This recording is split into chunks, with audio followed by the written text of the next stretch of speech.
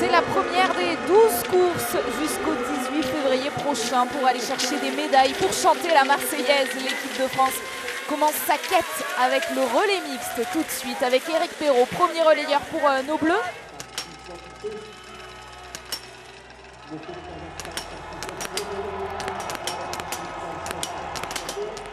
Énorme, Justus Strelov va pouvoir ressortir. Énorme aussi, Éric Perrault, exceptionnel pour l'équipe de France qui va pouvoir se détacher de la Norvège. Tarjei Bø a été mis sous pression, Tarjei Bø est parti à la faute. Quelle solidité pour ce tir d'Éric.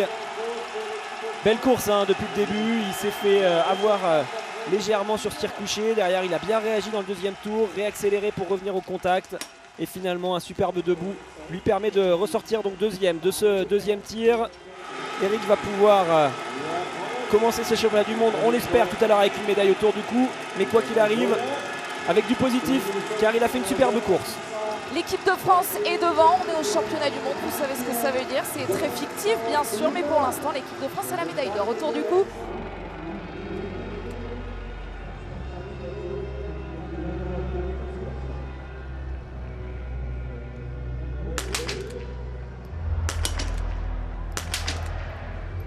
Il a retenu la première balle, c'est pour ça qu'elle était dehors. Il ne l'a pas tiré en première intention.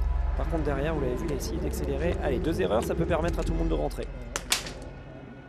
Attention, il va se mettre dans le dur là d'entrée, Navrat. Ça risque de le faire stresser, ça peut tout changer.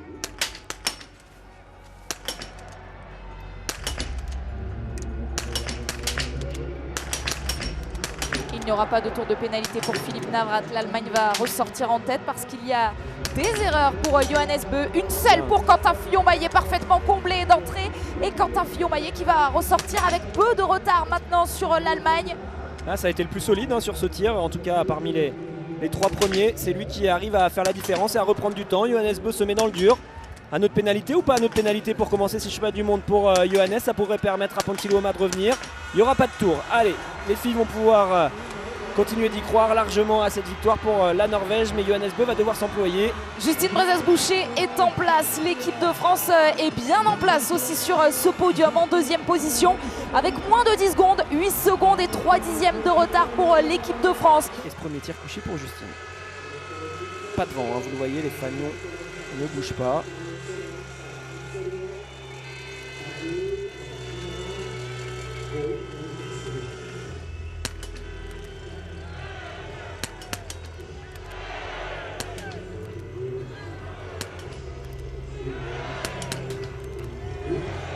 Il y aura 2 tours de pénalité. Justine a deux pioches, pardon. 2 pioches pour l'Allemande. Attention parce que le vent en fait est légèrement en train de forcir en direction de la droite. Les fanions sont très mouillés donc ils réagissent peu. Mais ça se dégrade et il faudrait mettre quelques clics à gauche, je pense. On va stresser sur ces dernières balles de Justine. Il y aura un tour de pénalité pour l'équipe de France. Justine Brezas-Boucher a manqué cette première balle de pioche. Franziska Preuss a réussi à mettre ses 3 balles de pioche. Elle va donc pouvoir repartir. Caroline Knoten également pour l'équipe de Norvège va ressortir en deuxième position. Attention à la Suède qui va clairement se replacer peut-être. En tout cas c'est les Suissesses là qui vont en profiter avec un beau tir pour Lena Ekigros qui va se défaire à la fois de l'équipe de France et à la fois de l'équipe de Suède.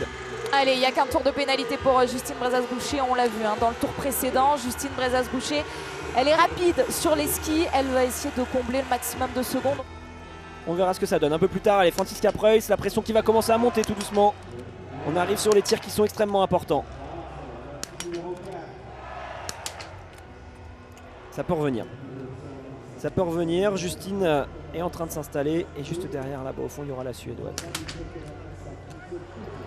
Attention, Franziska Preuss n'a pas le droit à l'erreur, sinon ce sera la note pénalité également pour l'Allemande. Elle se met la pression, ça commence à trembler au bout de sa carabine, c'était sûr qu'il y aura une note pénalité. Allez, c'est la Norvège qui va pouvoir peut-être ressortir en tête. Il reste plus qu'une balle et Justine, on le sent, peut complètement revenir dans cette course. Pour l'instant c'est excellent, malheureusement il y aura une balle de pioche à utiliser tout comme Lena Ekigros. Caroline Knoten ressort donc en tête, seule Lena Ekigros va pouvoir lui emboîter le pas. Franziska Preussel va aller sur l'anneau de pénalité et Justine Brezas-Boucher va pouvoir revenir sur tout ce monde parce qu'elle est plus rapide et Justine Brezas-Boucher peut espérer passer le relais en tête dans quelques instants à Julia Simon. On continue de surveiller Anna Heuberg également, mais il y a seulement 12 secondes entre Justine Brezas-Boucher et Caroline Knoten, en plus qu'on a trouvé moins bien dans le tour précédent. Elle est au centre de l'écran. On espère qu'elle sera au centre de l'attention tout au long de ce dernier relais. Julia Simon pour l'équipe de France est devant. Il y a donc 6 secondes 4 pour la Suisse et 8 secondes pour l'équipe de Norvège. Ingrid Tendrevon, la leader du classement général, part à la poursuite de sa grande copine Julia Simon.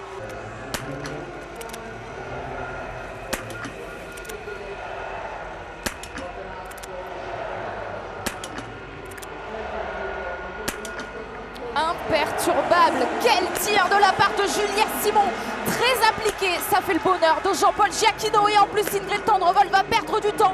L'équipe de France va accroître son avance pour aller chercher la médaille d'or. Il va faire des écarts, ce très beau tir couché. On l'a vu, hein, Julia n'a pas fait l'un des tirs les plus rapides qu'elle est capable de faire parfois sur des Coupes du Monde. Elle a joué plutôt la sécurité, c'était parfait.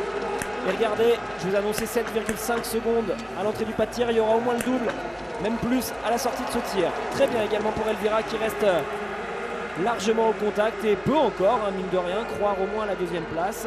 Allez, il y aura toujours environ 25-27 secondes de retard pour la Norvégienne. C'est clairement Julia qui maîtrise. Dernier tir.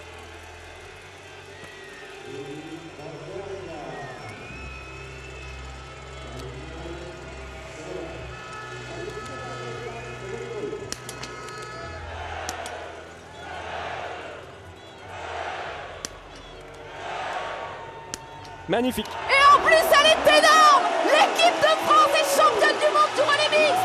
Jean-Paul Giacchino peut exulter.